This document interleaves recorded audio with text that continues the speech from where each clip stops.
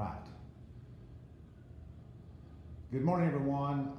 My name's David Grindstaff, and I'm here with Lynn Austin, the county manager, and I'm here with April Riddle, who is with the North Carolina Department of Insurance.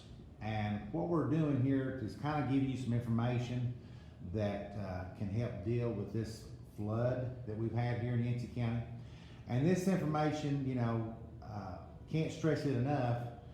You need to kind of keep up with everything that you're doing or the damage that you've had, take pictures, because as we found out here in our meeting earlier this week, we do not have anything in place to reimburse you for things such as culverts and driveways and things like that, but the state should have a surplus pot of money. So what we've been encouraged to advise everyone to do is there's nothing wrong with you going ahead and fixing everything that you're doing, such as your culverts, your driveway, the gravel, whatever you may be doing, but keep time and keep receipts so that when they open that pot of money up, as they did in years past, then you can go ahead and we'll have a link for you to go ahead and make application for that here with the county so that we can help get your reimbursement back. So anyway, like I said, I'm here with Lynn and here with April, and we're just going to kind of do a Q&A so that you can have this information and you can refer back to it in the videos. We have a phone line. I know everybody doesn't have email access. That phone number is 828-682-1885, and that's our local office down here at our emergency management, and we'll keep all that information. And like I said, when the assessors get out here and get to assessing the damage, they'll know where to go and where to see you or how to contact you. Let's see. Now, I think now in the beginning too, when you talk about the assessors lien coming out, and I understand that April's going to try to get us some help in here to assess this situation, because the county inspectors, they have to come out, and so we're going to have some assistance with that, because, again, the county is growing with the construction things going on, so we're going to have some assistance here from a group that April Riddle has, that will come in and assist in the assessment of the damage that's taken place. So, if you have someone show up at your house and it's, they got the badge or the ID of the Yancey County Inspections Office, then you'll also have someone with them that will be from the North Carolina Insurance Commission. Yes. That will be doing the assessment, and that's what they're there for, is to come in and assess your situation. And you may say, hey, I didn't have much damage, I just got to mop out my basement. And as April said that she'd seen in Haywood County, some folks said, oh, I just got to clean my basement out, and come to find out the entire foundation of the house was damaged. So, we just want to make sure that we get all this information from you and get all the information from the individuals that's had damage.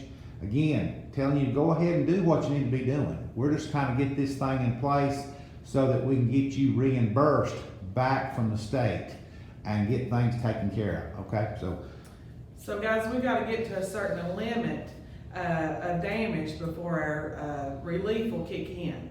So if you say, well, I went ahead and I got our basement cleaned up, or I got our driveway put back and all that good stuff, still go ahead and turn it in. You never know if you'll ever get reimbursed. I'm not saying you will, but I'm not saying you won't. If we don't reach that magic number to declare us a disaster area, we will not be getting those funded. So if you don't do it for yourself, if you said, hey, I've got it taken care of, I've got it put back together, go ahead and submit it for your neighbor, because we need to reach that funding amount so maybe we can help someone else in the county here. So go ahead and turn all that in, please. April, tell us a little bit about the individuals, the need to turn this in, and flood insurance and all that good stuff that is good to look forward to. It's very important that you do turn your damages in, because as Lynn mentioned, there's a threshold that you have to meet in order to receive funding. And I believe that threshold is 25 homes or businesses with severe to moderate damage. And so what you may think is not that much and that you've already taken care of could very well meet that threshold, help the county meet the threshold and be able to release funds for other people. As some people are finding out right now, your homeowner's policy does not cover flooding. You have to have a flood policy. And currently the only flood policy that's available here in North Carolina is through the federal flood insurance policy. And you can go to floodsmart.gov and they will have all the information there. It is extremely important that you add that, because nothing on your property is covered unless you have that policy. As we were talking the other day, your tractor, any equipment that you might have on your property, it's not covered. And as far as your vehicles go, just your vehicle policy, if you don't carry comprehensive coverage, it's not covered against flooding either. So it is extremely important that people do buy flood insurance. I know it's something it's an expense you think you won't need, you think it doesn't flood where you live. Well, what we tell people is that if it rains where you live, you need flood insurance. Especially if you live by the river, right? Especially if you live by a body of or water. in a floodway. In a flood zone, you need it. Something that we have been finding out is that mortgage companies are increasingly requiring people to carry flood insurance if they live anywhere near a body of water. And I know that that's something that's not something people want to pay for, but when you need it, you're sure glad that you have it. Sure. So we talked a little bit about track codes, people that has commercial businesses and that kind of thing that does excavating or any kind of heavy equipment. If you don't have flood insurance, you've got to have it. Right. You've got to have flood insurance. Even renters policies. A lot of people won't, if they rent a place, they think that they can't have any coverage. You can. There are renters policies and they're very affordable. I've heard of some people, they add it on to their auto policy and it's as cheap as $6 a month to cover their belongings in a rented property. And you can have a flood coverage on that. If you are a business owner and you rent the location where your business is, you can have a renter's policy and you can have flood coverage for that. So there are many ways to do it, and it is important to have it. And something else that we have been seeing, people aren't aware of what their policy covers. Those are something, you need to have those policies together, you need to go over them. If there's something you don't understand, you need to go to your agent and have them explain it to you. You can also reach out to the Department of Insurance and we'll be happy to go over it with you. And as far as replacing belongings, some things obviously can't be replaced, but something that people need to do before any weather event, you just need to do it and have it on hand. You need an inventory of what you have. And it's as simple as going through and taking pictures on your cell phone, because in most instances, you're gonna have your cell phone with you. You're gonna have those pictures. If you take pictures and write down an inventory, it might be something that gets lost or gets destroyed. But typically, you'll have your cell phone. So you just go through and take pictures of what's in your home or business, and then that way you'll have them, and you can refer, and you can have proof of what you have. As far as damages, people need to take pictures of everything that they're doing. And so many people, I know people personally who their driveways are washed out, or having to park at the bottom of the hill and walk in and out until they can to get somebody to fix it or fix it themselves. Take pictures of that. That's something that should be reported to the county, because that all adds in to the possibility of having funds released for the county. right. And as April's mentioned here, I'm assuming that the cap you're talking about as far as funds into the county, that will be from the state level, then going into the federal level. Yes, right? that's the way those funds are released. What happens is, after a disaster, a declaration has to be made from the governor, and we have that. We have a disaster declaration. Then assessments have to be made. County assessors, and then in North Carolina, the Office of the State Fire Marshal is part of the North Carolina Department of Insurance, and we set building code. So we have inspectors, building inspectors, who can come out and assist. We have some in Haywood County right now, and we can also send some here. And those people will go out and they give an estimate on the damages to your home. And we're just there to assist, just to make the process go a little smoother and make it a little faster. Because no county has enough building inspectors to go around and do something like this in an emergency. So once those assessments are done, then that dollar figure, and it's as close as they can get, that dollar figure goes back and they send that on up to the federal level, has to be signed by the president, and that releases funds, that releases FEMA funds. So when you're saying that they can estimate the damage if they come out, but if you've got pictures of the damage that you had, I'm assuming they can estimate in those pictures as well. They need to look at it. Yeah, they need to look They're at it. gonna wanna look at it. And so if you do start to see people come by, you know, we don't tend to like people just showing up at our house. But if you do tend to see people coming, our folks would have, excuse me, an Office of the State Fire Marshal badge, insignia on their shirt. They would be clearly recognizable. Which brings up something that happens after every disaster: fraud. We have people who will come out down east after hurricanes. They come out for roof damage. I saw somebody advertising to come out after there was a hailstorm in Buncombe County a couple weeks ago. They will come out and inspect your roof because they will give you a new roof, and at no cost to you, of course. Be aware of those people. People will try to scam. They'll put up ads, or they'll just start calling. Did you have water in your home? Let us come and inspect your foundation or inspect your basement. Be wary, and if you have any concerns, you can call the North Carolina Department of Insurance. We have a fraud control group. That's what they do. They go get those people and prosecute them for defrauding folks. Right. Now, So- just to say, you know, what's happened thus far, if you're up 197 in Pensacola and Lynn has reached out, I think his name's Tim.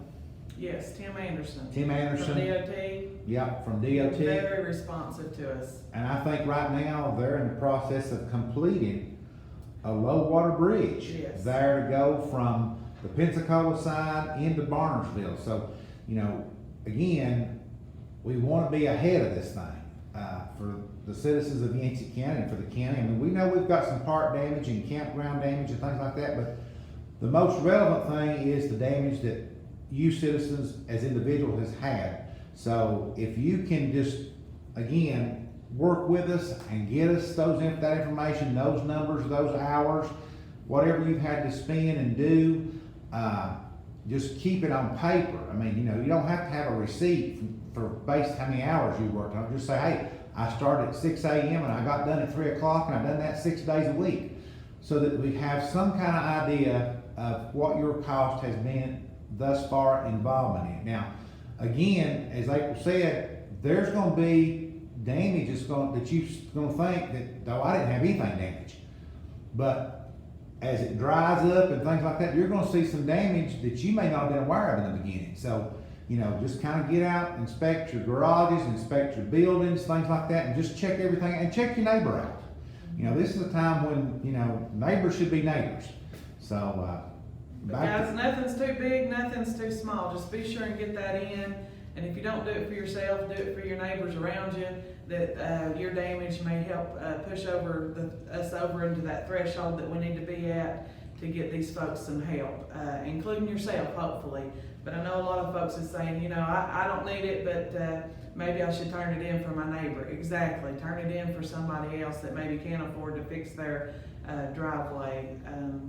Just want to put those, and also don't want to speak for DOT, but DOT, in my understanding, has an emergency contract that's going out to get that bridge repaired instead of using that low water bridge all the time. We're thankful that they've got us the low water bridge access. That way we're not having to depend on another county to provide some EMS services and maybe even fire services and stuff for us, where we wasn't able to get equipment across the bridge.